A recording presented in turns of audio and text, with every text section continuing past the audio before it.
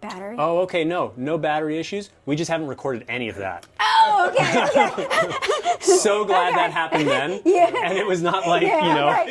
30 minutes in that it didn't shut off. Yeah, it just clicked off because nothing was recording. And it was like, all okay, right. cool. It was like, all right, let's battery save. Well, good. All right. So second go on this. Okay. So April, you're here and you've been a member here at Delaware Valley for a couple of years. Tell us about yourself, and for everybody watching, this is our second go at this, so it might sound a little rote, but have at it. I'm April Ziviello. I've been here for about 2.5 years, and I absolutely love it. I'm married. I have 2 kids. I have a 15-year-old son and an 11-year-old daughter. We live in Havertown. Did you grow up locally, or where did you grow up? I grew up in Lower Delaware County, in Hollandale.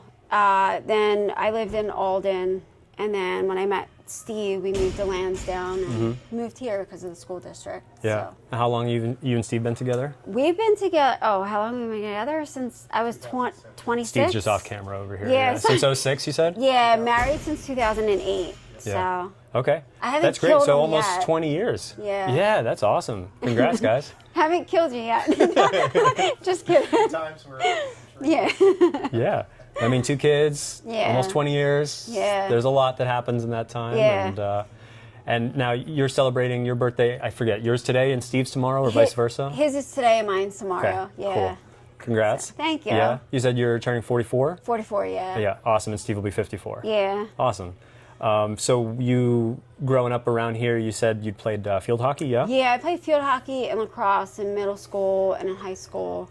I was always into athletics. I was kind of like a tomboy, climbed trees, hung out with the boys, skateboarded, you know, rollerbladed. So if it's anything outside, I was outside doing it. Yeah, that's I think something that happens with a lot of folks that end up enjoying CrossFit is they have very physical childhoods. Yeah. And then you played field hockey through high school, or? Yeah, through middle school and high school. Yeah. Primarily, or were there other sports you played? Just field hockey and lacrosse. I never really got into softball or anything. I was more into the art room. That's right. We were talking about that in class. You said you went to Temple, graduated from Tyler. Yeah, from Tyler School of Art. I majored in fine art. I'm an oil painter by trade, I guess you could say. I did a lot of portraiture, a lot of figure studies. Yeah, and of course I don't work in that field, but Yeah. So what do you do for work now? I'm a full-time of a career firefighter and an EMT. Now, are they always together? Like, are you required to be an EMT in order to be a firefighter? Yeah, And so at my department, you have to be an EMT in order to be a firefighter. Okay. There are some departments that only require you as a firefighter, but more so now they're going into you have to be a fire EMT. Are you, when you're doing a shift, are you one or the other, or are you just always a firefighter that answers calls that are EMT calls as well? So when I work my normal job, I'm always a firefighter, but we go on EMS runs. Now there are, if there's an overtime shift that's open on the EMS side, sometimes I'll pick up on that, and that I'm strictly just an EMT. Okay. And what department do you work for? For Upper Marion. Okay, cool. And when we're kind of bouncing around, which is fine. When you said you got out of high school, you were playing field hockey kind of through high school, and you said you got into a gym routine with somebody you were seeing at the time. Yeah. And so tell me about like that and kind of your routine being physical through, your 20s and so on. So pretty much, I used to work out a lot with my high school sweetheart. We used to just lift. Like traditional? Yeah, just traditional lifting, like nothing out of the ordinary. I did a lot of cardio on my own, a lot of running. Pretty much when I got into the gym, I listened to like what the guy I was seeing at that time would tell me, like how to lift, which was probably wrong. No formal gym training, no formal lifting training, just learning as I went, and learning by watching other people, which is probably good and bad. Yeah. So yeah, no formal training at all. When you say like traditional lifting, are you squatting? Are you deadlifting? Squatting, deadlifting, Really? benching, yeah. That's awesome. There weren't many people doing like back squats No. like 20 years ago, 25 years ago Yeah. in kind of like traditional gyms. You'd have to kind of go to dungeons to find people powerlifting and doing strength I work do like it that. on the Smith machine a lot. 'Cause Yeah. There was no, There weren't a lot of free weights laying around, Yeah. or certainly kettlebells and other things that are like everywhere now. Yeah. So were you consistent with that? And like, Yeah. what was your line of work while you were like, coming out of school? You said you went to Tyler? Yeah, so I went to Tyler. I worked as an EMT part-time. Okay. And I worked part-time at a fire department in Eddystone. So I did that, but the call volume was never that high. Yeah. I pretty much trained, I guess it was more psychological. I like competition. I like going heavy. I like pushing myself. And I found that in weightlifting. And I also found that in the career path I chose. So I think it all intertwines, and I'd lift specifically to get stronger for the area that I wanted to work in, which at that time was fire and EMS. And I ended up not going that route for a couple of years until now. But yeah, that was a driving point behind me going to the gym. Yeah. That, and is the endorphins, like, the constant reward of going, the way you feel after. Sure. It's just, there's nothing like it. Yeah.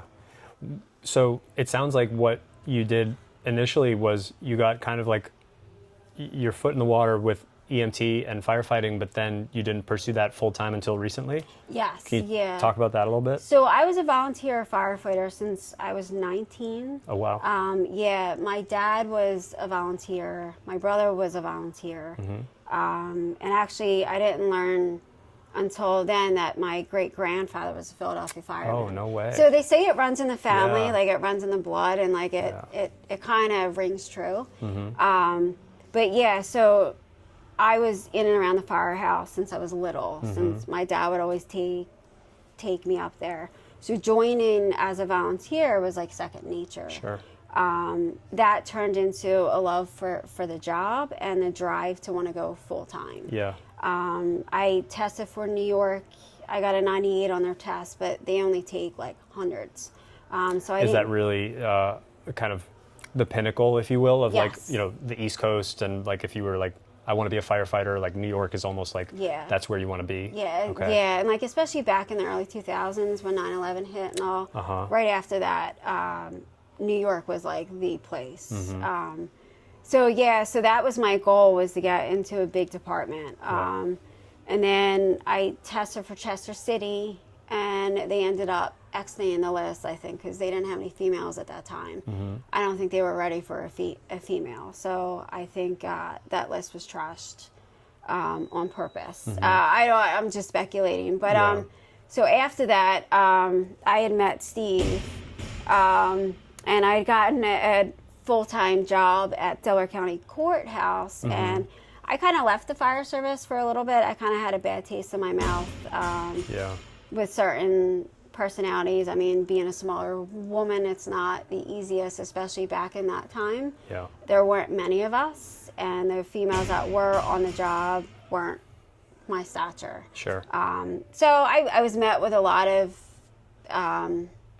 flack from certain individuals that ultimately pushed me out of the business, unfortunately. Which, I'm sorry about that. Yeah, and you know what? I say everything happens for a reason. If that didn't happen, I probably wouldn't be the person I am now, and I probably wouldn't be able to do the job I can do now.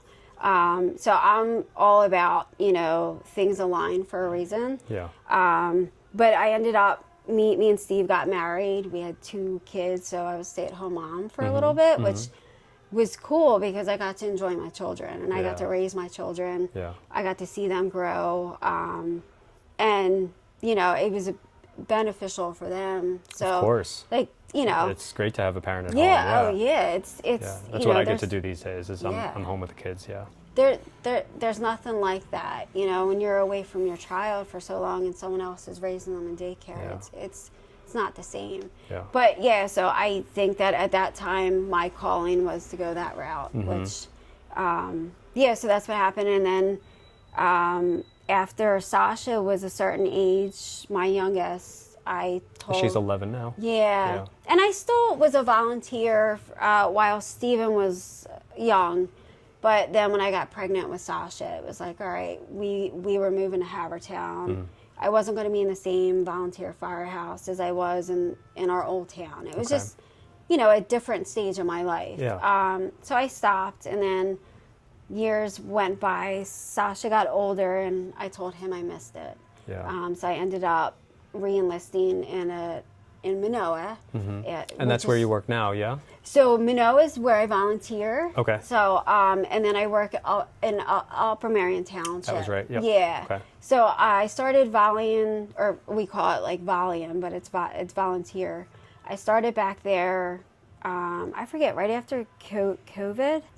And then one day at the firehouse, I was on the phone with him, and I said, look, I'm going to go career, because I'm up here with my free time while he's working a full-time job. It didn't seem fair, and I set out to be career when I was in my 20s, and unfortunately I let other people dictate my future back then. I said, I'm going to reclaim that. Yeah. And I reclaimed that, and I ended up applying to Chester City again. And I got into their department. I went through their academy. They sent me to Wilmington, which is where I met Ryan Kincaid. He was one of the instructors for one of our burn days. So I say, like, everything aligns for a reason. So then I was at Chester City for a little bit, and there was a guy there named Owen who started talking to me about CrossFit. And I'm like, And this is like something, like a new word for you? Or like you'd heard of it and you were like, I don't know if that's for me and whatever? And... Yeah, I heard about it, but like I didn't know too much about it. And like the naysayers, CrossFit, you know what I mean? Like, and this is like 2023, 22 yeah, or so? It was probably right. Yeah, it was in and around that time at 22. Yeah, probably about 20. Yeah. So he was telling me about CrossFit because he's an avid CrossFit guy. Yeah. And all the guys at Firehouse would all make fun of him for it. And really? Even 4 years ago, 5 years ago? Yeah. It's funny, yeah. But those are the guys that like to sit in front of the TV all day. Sure. So we can go down that path and talk about that all day, because I was a police officer for 7 years. Really? Yeah, so very familiar with the kind of the standards that are required once you to get through your academy and to get in. Yeah. But then once you kind of like are in, you're not required to maintain those standards. And I mean, there's just a whole conversation there that I don't want to dive into today with you. Yeah, but it's of course, a pet peeve of mine. Oh my goodness, drove me crazy. Especially like you, I think, and I are very similar in that we're continuing to take care of ourselves for the purpose of being there at the job and being able to support your coworkers and support the people you serve. Yeah. But there are other people who like clearly aren't taking care of themselves. Yeah. Clearly with like, the support that is given to you, right? Like I'm sure you get time to work out on shift. Yeah. Mm-hmm. Do you have access to a gym in the firehouse? Yep.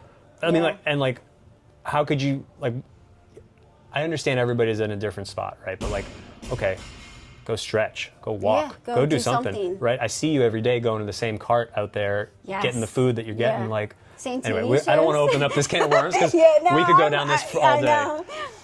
But continue on where you were. I'm sorry. I always say I'm smaller. Especially for a firefighting job, a female at 5 foot, 127 pounds. People automatically will look at me and, can you really do that? I always strive. I always say to Steve, I never want to be the weakest link on that truck, mentally or physically. I'm always looking for ways to improve my physical fitness, endurance, and all that specifically for my job. Like everyone will talk, what do you do to work out? I train for my job. Because, at the end of the day, when there's people hanging out the window, I'm going to be the one throwing the 24-foot ladder. I'm going to be the one pulling people out. If I can't physically do it, I'm a disservice to the community. And that's a big thing of mine that I want to be the fireman that shows up at 3 o'clock in the morning when my kids are hanging out the window. And I always keep that at the forefront of my mind, because that's who I work for, is the community.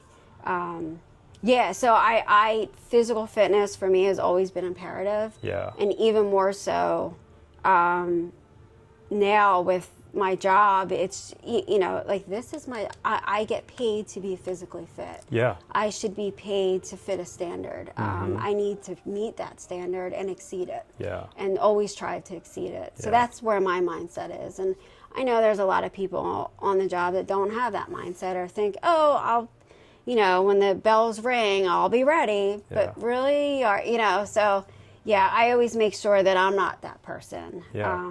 Yeah. It's, I mean, being a burden for others is just such a Yes. terrible thing to do, whether Yeah. you're a burden for your coworkers, for the people you serve, you know, Yeah. for your children, you know, your partner, anybody. Yeah. It's just such a thing that I don't ever want to be. Yeah, And I think being, exactly. yeah, just what I do in the gym always kind of helps me kind of keep that at bay. Yes. Yeah. So you started to hear about CrossFit. Yes. And how did you like end up here at Delaware Valley? Did you do like, what was your first CrossFit workout? Do you remember? Or? So I remember coming in and I met with Rob and I forget what it's called, like the first couple of sessions, was it the onboarding? On-ramp or onboarding, yeah. Yeah. And then I don't like, I just fell in love with it. Like Sure. it's You probably already at that point had a good understanding of kind of the basics, yeah? Yes. Squat, deadlift, bench. I mean, like you said, you were doing those for years, Yeah. and I mean, but like some of the other stuff maybe new, some of the combos of things Oh, new, yeah. but a lot of the complexes are still very hard for me. Yeah. But even like I tell Chris and I tell Rob all the time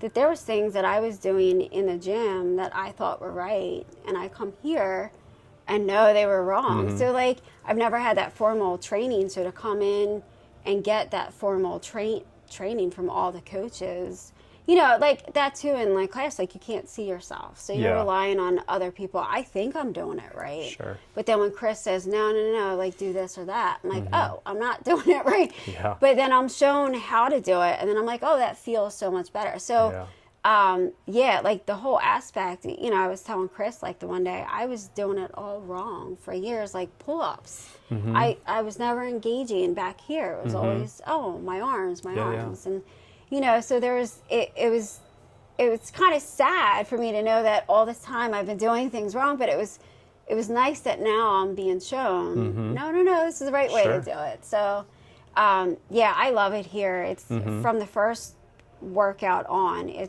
I miss not coming here. So, yeah, it's that, and you get a little bit of the competition aspect that I had in sports, you know. Sure. You know, where, you know, you're lifting like yourself, and in your head you're watching someone else in the gym or out of the corner of your eye like, oh, I want to hit that weight, you know what I mean? Yeah. So internally you're like, oh, I want to strive to lift as much as like Trish is, or you know, so it's I like that aspect too, because I almost feel you're never good at anything, which in my mind I like, because you're always striving to be better in all areas, and once you get good at one thing, you may up the weight, and it's always a challenge. Yeah. And that's how I feel like CrossFit is for me, and I like challenges. Yeah. I think your point about like identifying with the competition coming from high school and playing high school sports is something that a lot of people find, whether they played college, high school sports, maybe they're just, you know, competitive people by nature, but it's something that in that group setting, you do look out of the corner of your eye, or you see a score or a time or a load, and you're like, I think that's doable, right? Where maybe if you did it on your own, you might not. Yeah, you're not going to push yourself as much. Yeah. And I always say, like, when I worked out on my own, I was working out on my own, but I didn't necessarily push myself because I had nothing to formulate against, you know, there was no one else around me that could be like, oh, she's around my height. Yeah. She's lifting more than me. Maybe I can too. So like, there's that aspect of like, you know, like taking that competition in a positive light. Sure. You know, that internal dialogue that you tell yourself, you know, if she can do it, then maybe I can. So it's like constantly pushing yourself to be better, which I absolutely love. So. Yeah, it sounds like you're always kind of reaching for the next thing and the next thing. Oh yeah. Yeah. Yeah. I'm curious. So, did becoming a firefighter and full time and finding CrossFit, did they kind of happen at a similar time? Yeah. So I started it. So when I became a career firefighter was in and around the time I found here. Okay.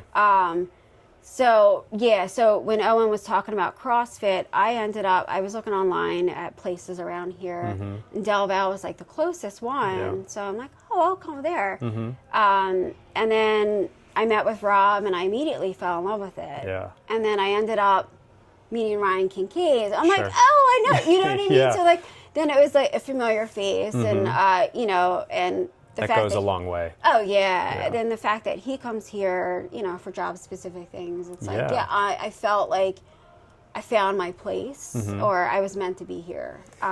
Yeah. Yeah. I don't want to put you on the spot, but you said job specific things. Like if you were to craft a perfect workout and, you know, this would serve you as a firefighter, what would that workout look like? A lot of deadlifts, a lot of shoulder presses, like overhead, like jerks, hang cleans. I actually, So kind of what we did on Terrible Tuesday this past week. pretty much, Yeah. yeah. The hang cleans I actually found, working with ladders. Sure. I actually have honed in on doing a ladder flip with a 24-foot ladder. Yeah, getting it to a from high like shoulder. your hips to your shoulders. Yeah, and literally, you hang clean it, and it literally is like a barbell. Yeah. So, and being a smaller female, ladders were something that I struggled with. That was a goal of mine to work on, and now I can throw a 24 from a high shoulder with no issue. Yeah. And I learned to do it with a 28-foot. Now I'm working on that to make that like, you know, clean as clean as can be. As you can so. with an awkward ladder. Yeah. Not like a perfectly balanced barbell with beautiful knurling to grab onto. Exactly. And, It's really different. It's Yeah. But the same movements are there. Like in a lot of these jobs too. It's you know, farmers carries. Yeah. A lot of I was just talking to Chris about I'm doing a fireman's competition in July. Oh, what's that? Can you tell me about that? Yeah, so I'm Yeah. going to Akron, Ohio. It's a national fire competition, and you're timed. I have to have full gear, pack on air. I have to race up 5 stories with a Okay. hose pack on my shoulder. I have to get to the top, and then I have to hoist 42 pounds of hose up the side. Okay. 5 stories up, and then after that I have to run down. We have to do a forcible entry prop where you're hammering a hammer on a steel beam back a distance, and then you run an obstacle course. Then you get to a hose course where you pull a hose over your shoulder, drag it, Yeah. flow water, and then you have to drag a 160-pound victim. I believe it's 100 feet backwards. So, yeah, I was just talking to Chris about like the sandbags and using them as like drags on like the sleds. Yeah, I was going to ask you. practice. So, like, I mean, obviously a barbell is a wonderful tool, but like, do you find yourself using or, you know, interested in kind of all the awkward objects that you know, because I feel like those would be really good transferability to what you're training for and just your work in general, right? Yeah. Like the sled, like me and Chris were talking about, like, and I have a sled at home too that I use for fire specific things. But yeah, we were talking about like loading that up with like the sandbags or the weights and just dragging that backwards. Yeah. Yeah, and then like the sandbag holds. I was doing it like earlier with the 150 pounder. Yeah, wow. Just to get that up and just to practice, because with the dummy, it's got to be on my chest, which it's going to limit my breathing. So just getting used to that weight against my chest, just holding it there in movement. So I'm going to be working on that. So I'm curious about fitness for you, you know, day to day. You come to class. Are you working out when you're on shift? And what does that look like? You said there's access to a gym, but like if the bell rings, you got to go. So like you're not doing, I would imagine, a workout where you're like, you know, at your max heart rate. Yeah.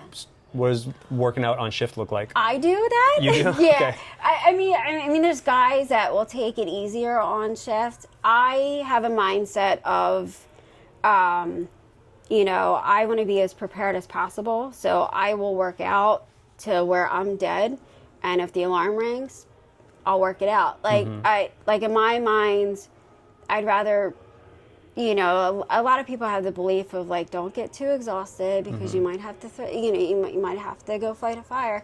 In my mind, I should be, what do they call it, an occupational athlete. I should be able to do a workout and then go do my job with no issue.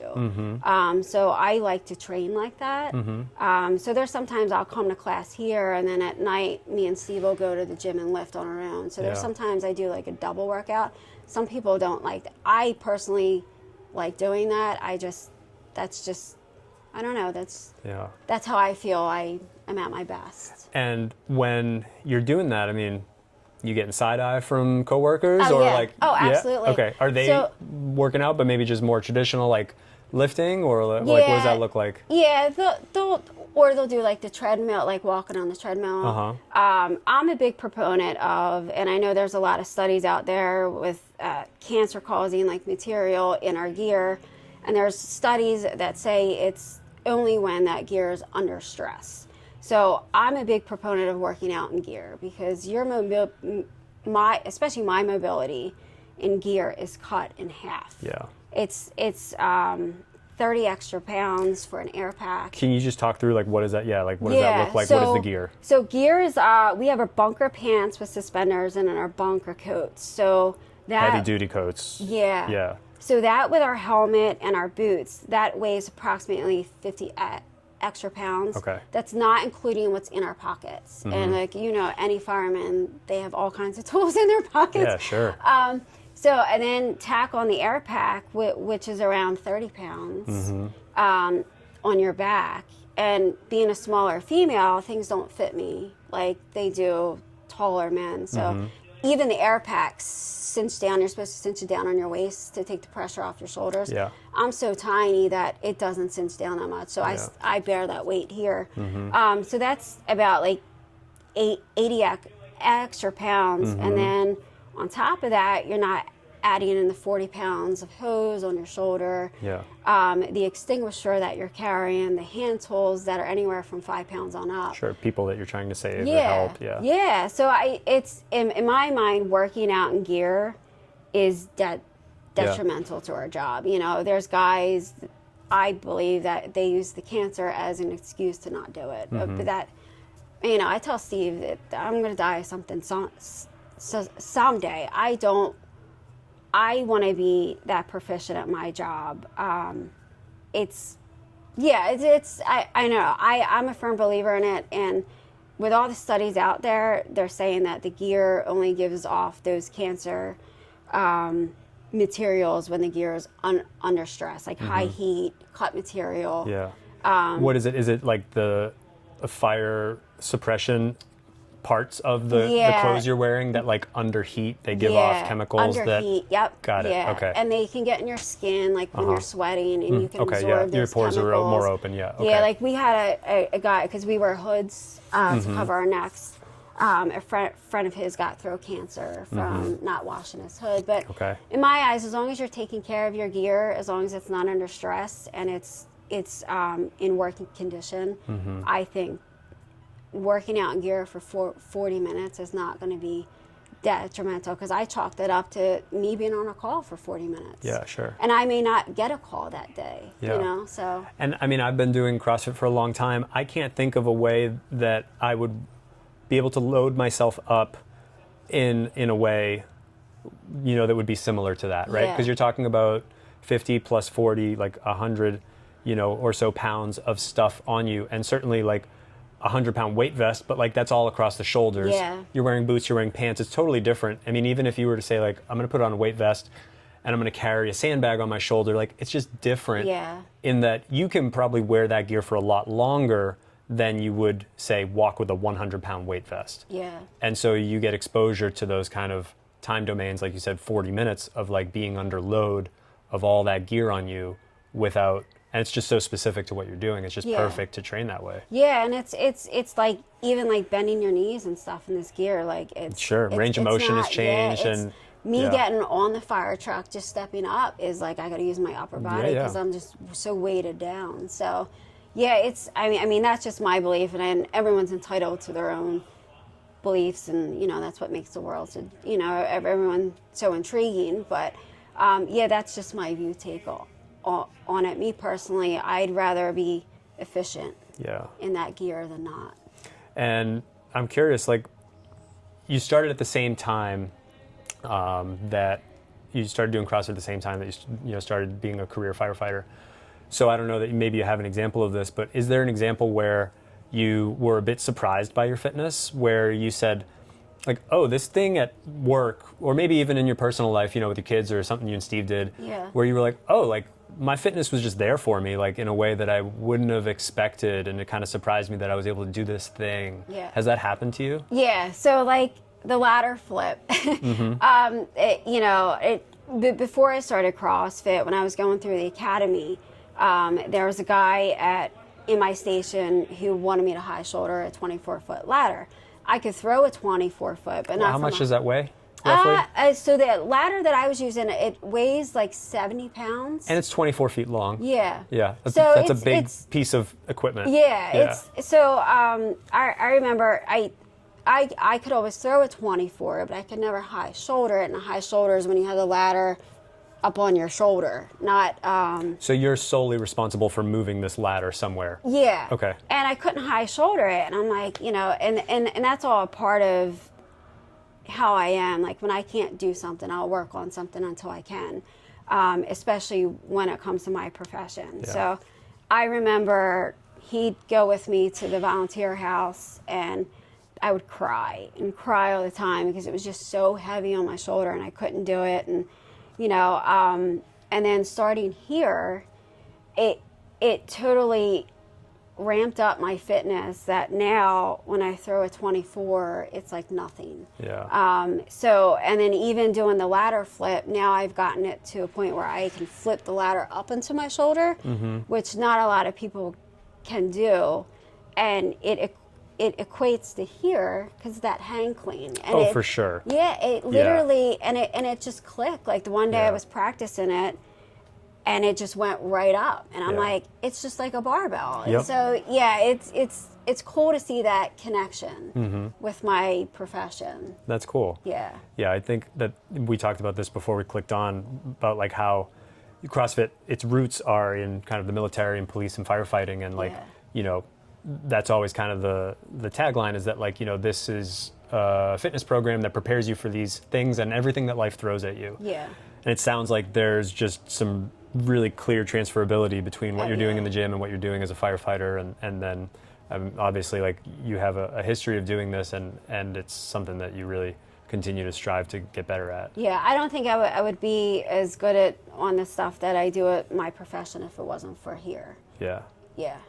That's good. So it sounds like you're quite an asset to the crew over there. I hope so. Yeah. I mean, I think people will enjoy hearing your story and hearing about how it, how you use your fitness, because I think a lot of people work out and they and then they're like, oh, like my pants fit me better, and like I have energy with my kids, but you have a lot of like day to day, like, this is really benefiting me in this way, and I think that that's cool, and people will enjoy that. Like I always say to like the younger female firefighters, like always have a purpose outside of yourself. Like not work out for aesthetic reasons, but like you work out, for I want to be better at my job, or I want to do, and then everything falls into place, I think, because, there's a goal outside of the aesthetics. But it's how I view things, I guess. No, I think that's awesome, and I just wanted to say thank you for sitting down to chat today. It. Yeah, I think people, like I said, will really enjoy hearing all that you do and your story. So thanks again, April. I appreciate it. Yeah, awesome. So that's it.